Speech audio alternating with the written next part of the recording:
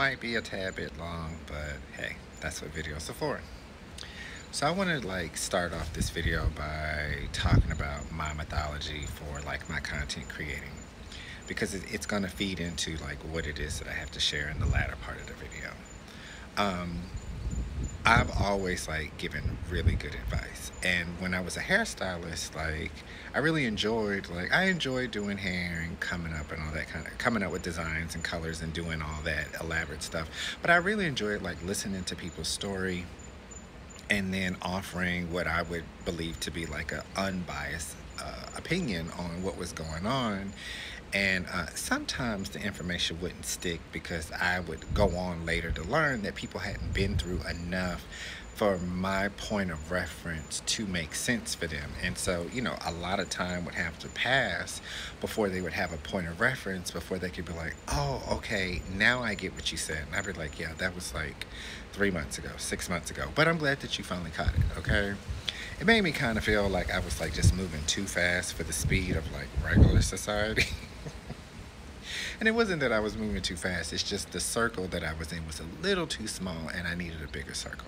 So I started creating videos and uploading things that I figure out for the day or load for the day or whatever sticks out for the day. I like to make a video about it because to me it's a way of immortalizing time or immortalizing that wisdom that in that timepiece.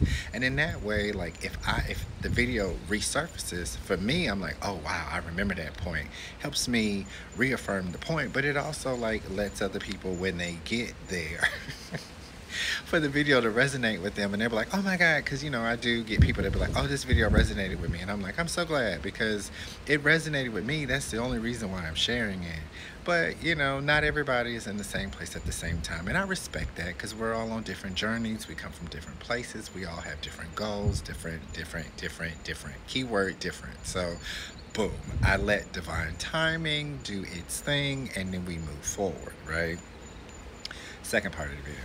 So I say that to say that recently, well, not recently, when I first started content creating and going on this journey of traveling and finding myself, I kept hearing a lot of stuff about manifestation and Abraham Hicks and Joe Dispenza.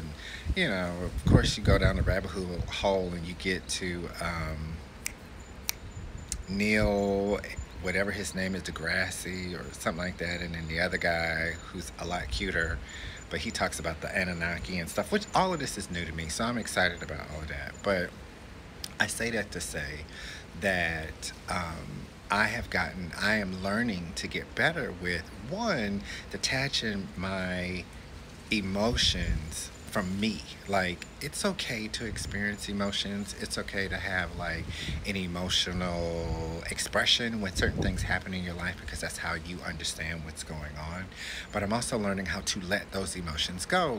Okay, yeah, you experience anger, but let the anger go. There's no reason to hold on to the emotion because the emotion is just there to help you figure out what it is that you need to know, and then you move on to the next thing. When you hold on to that emotion, and anxiety builds, because then your imagination, which is obviously linked to your creativity, goes down this negative path because you're holding on to this emotion and it's creating the suffering, which shows up as stress and anxiety. Whereas if you let it go, your creativity is allowed to focus on something more positive because you aren't in this negative space of the emotion and the thought, And so that has been really a huge thing for me these last couple days because I honestly thought that I was a lot better at it than I initially perceived going into the realization of, you know what, you need to work on this because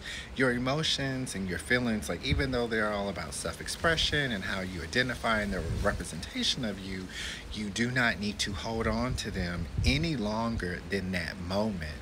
And it was causing a little bit of frustration. I started noticing that I was using one of my coping mechanisms a little too aggressively, which was making me feel like it was borderlining addiction. So of course we began to detox from that. And in the process of doing that, I've gotten a lot better releasing myself from the emotion that comes from the thought of, ooh, because there's some expectation there. And it feels good. Like, it's crazy how it works into this whole ideology of like mindset. I mean, of manifestation and the mindset that comes from that. But the biggest part is because of that, like now my mind is back in this positive creative space. And so, what it is that I'm looking to work towards, this millionaire, billionaire lifestyle that's coming, it feels good. It feels really good. It's like, okay, when you start letting those emotions go, happiness kind of settles in because that's one that you should probably hold on to. It keeps you in a really good, positive, creative space. And so I've been able to create some like really amazing, wonderful things. And it all came from learning how to detach the emotion from the thoughts that was creating this, like I said, anxiety and stress. So I hope this resonates. Might not resonate with everybody, but I just wanted to share because it's where I am today. It's actually morning time. It's just dark. It's the beginning of the summer solstice. So we shall see what the next 6 months bring because I feel amazing things coming my way now that I'm learning how to let go.